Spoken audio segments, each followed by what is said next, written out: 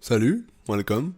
Aujourd'hui on se retrouve pour une nouvelle vidéo, à savoir comment mettre un flou d'arrière-plan sur une webcam. Une webcam type Logitech C920 HD Pro, comme celle avec laquelle je filme, qui normalement ne possède pas de focus permettant d'avoir un flou d'arrière-plan. Pour ça il vous faudra un appareil photo de type réflexe, style Canon, Nikon, etc. avec un objectif qui vous permettra justement d'avoir un arrière-plan. Ce qui est beaucoup plus coûteux, ce qui coûte beaucoup plus cher qu'une simple caméra Logitech à une centaine d'euros, ça vous coûtera plus dans les 300-400 euros. Donc pour ça, il existe une seule chose. J'ai cherché sur Twitch en direct pendant 2 heures des vidéos, des sites internet, etc. J'ai cherché partout.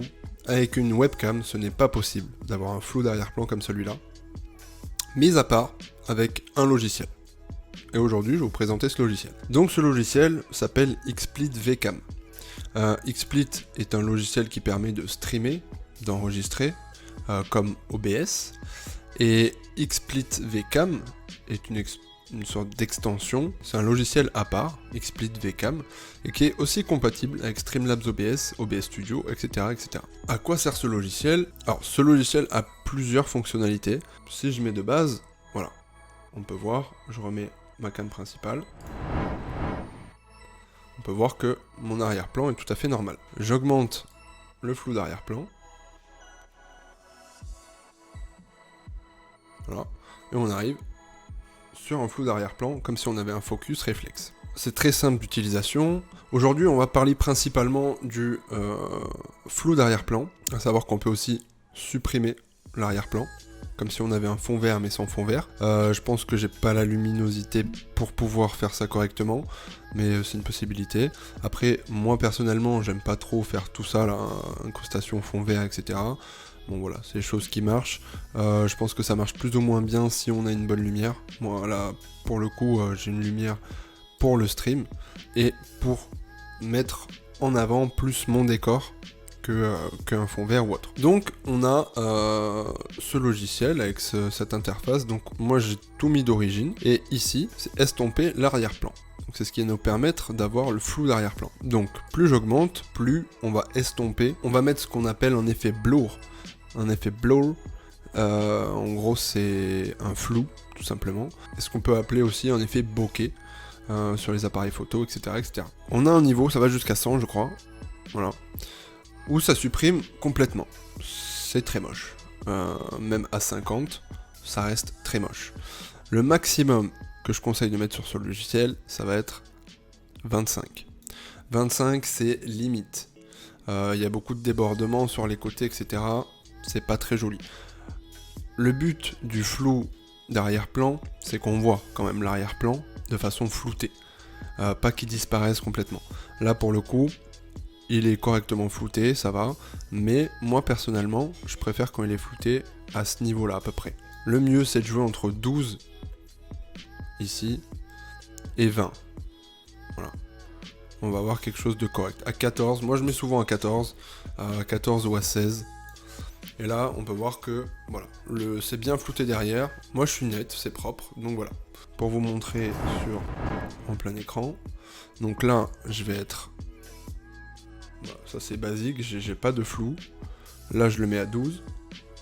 Donc à 12, on a quand même un petit peu plus de flou. À 14, on commence vraiment à avoir un flou d'arrière-plan correct. Et moi, au niveau du détour, ça reste propre. Et à 18, on est vraiment sur un espèce de focus réflexe qu'on pourrait avoir. Et ça reste quand même propre. Après, au-delà, au-dessus de 18, je vous montre.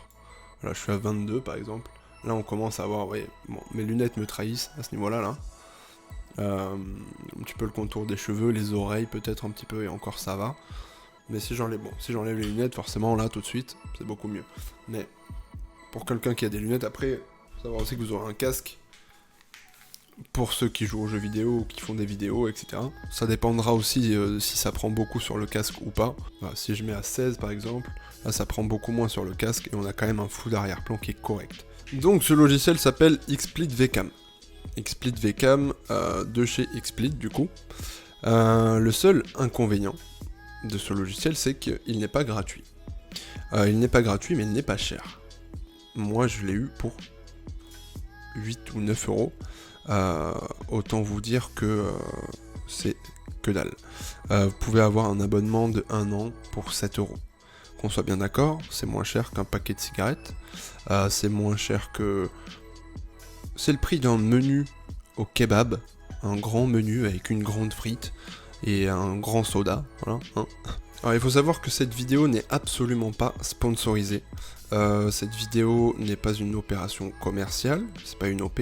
Je ne fais ça que pour vous présenter un produit que moi j'ai recherché, que j'ai eu beaucoup de mal à trouver, que je n'ai pas trouvé d'ailleurs à part celui-ci.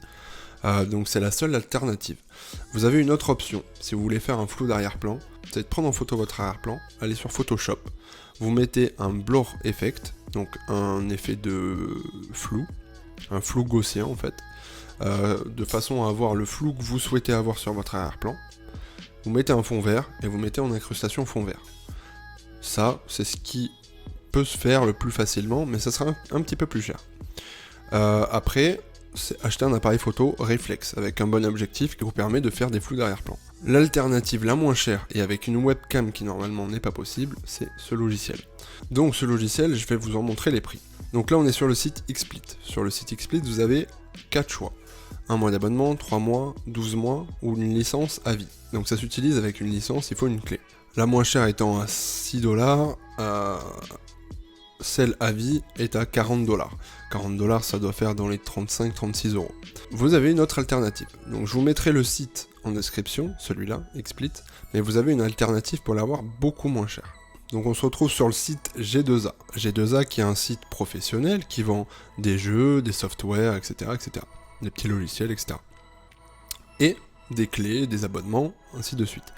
Là, sur G2A, pour 7,56€, vous avez une clé de 1 an, un abonnement premium, donc ça vous donne en plus de VCAM accès à XSplit Broadcaster, Gamecaster et XSplit VCAM, donc c'est tout le site, l'ensemble du site, vous avez un accès premium, donc vous avez accès à tous leurs produits, pour 7,56€ pendant 1 an. L'offre, moi je l'ai pris à vie, mais je crois qu'elle n'existe plus. Ils en ont plus en stock en tout cas, donc ce que vous avez en alternative pour 7 balles, c'est une clé de 1 an, ce qui est plutôt correct. Une fois que vous avez acheté votre clé d'1 an, vous retournez sur le site XSplit, je vous mettrai le lien exact pour taper votre code, vous faites entrer le code ici, redeem licence, ça va vous la valider. Ensuite, vous pouvez tout fermer. Vous fermez également votre logiciel XSplit VCAM, vous le rouvrez, et là vous aurez accès à toutes les fonctionnalités. Honnêtement, j'ai pas trouvé mieux que ça pour avoir un flou d'arrière-plan. On se rapproche d'une qualité d'un appareil photo en réglant correctement sa webcam. J'ai fait une autre vidéo à ce sujet si vous voulez paramétrer correctement votre webcam Logitech. Vous avez une autre vidéo dédiée où je vous apprends à faire le meilleur paramétrage possible, plus ce petit logiciel qui vous permet d'avoir un flou d'arrière-plan. Ce flou d'arrière-plan, il va amener une profondeur à votre caméra pour tout ce qui est stream, vidéo YouTube, etc. Vous voyez, moi, il m'apporte vraiment... C'est un plus. C'est un plus qui n'est pas gratuit, mais qui n'est pas très cher. Pour moi, j'en avais vraiment l'utilité, je le voulais, c'était nécessaire, je trouvais, pour améliorer ma cam sans forcément investir des centaines et des centaines d'euros. J'ai trouvé que cette alternative-là, mais qui est déjà très très bien. Donc je vous le recommande, n'hésitez pas à le tester et à me faire des retours. J'espère que cette vidéo vous aura plu. Si c'est le cas, n'hésitez pas à lâcher un like et à vous abonner. Je vous dis à bientôt pour une nouvelle vidéo. Bye bye.